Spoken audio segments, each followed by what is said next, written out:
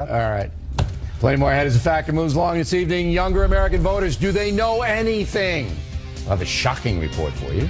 And Dana Perino on her former boss, President Bush the Younger, how he handled things like the Al Smith dinner. I hope you stay tuned for those reports. Impact segment tonight on Monday. Jesse Waters will have a report on how younger voters are seeing the presidential election. Tonight, a similar theme.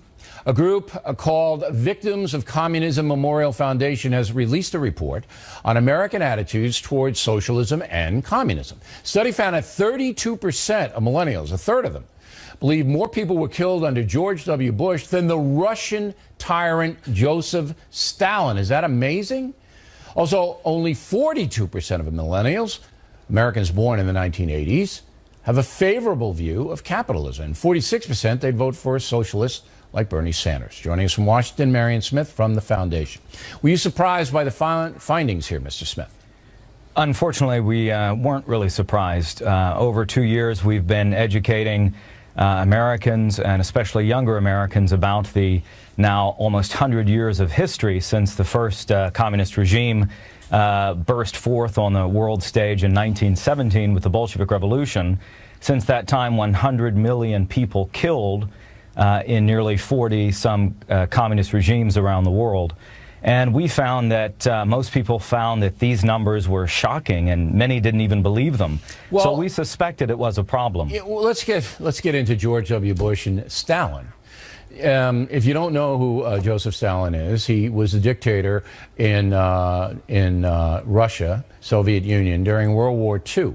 He killed millions of people, so many people that they can't count them, because there was no reporting on it, and it was just mass slaughters that Stalin undertook.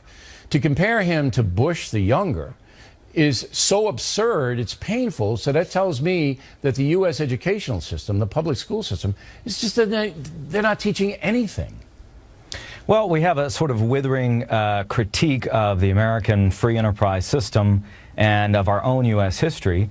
And at the same time, millennials, and I don't want to be too hard on them, I am one, are finding sort of a difficult job environment as they graduate from college and enter the workforce.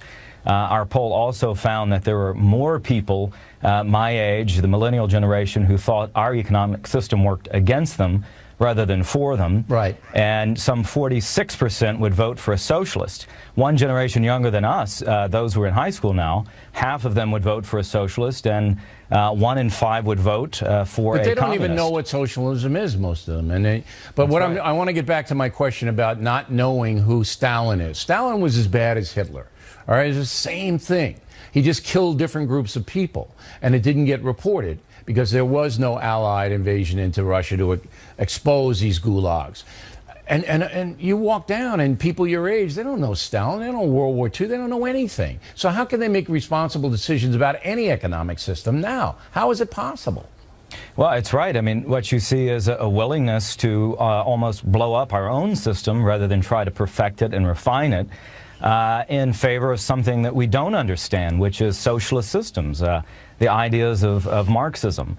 And it is a dangerous thing, especially because there's a sort of whitewashing of the term socialism, which really historically and intellectually is intertwined with communism. Sure. It's the same kind of government runs the show. Communism is more, they confiscate more, like the Castro brothers, as opposed to some socialist nations that don't confiscate property, but they confiscate income.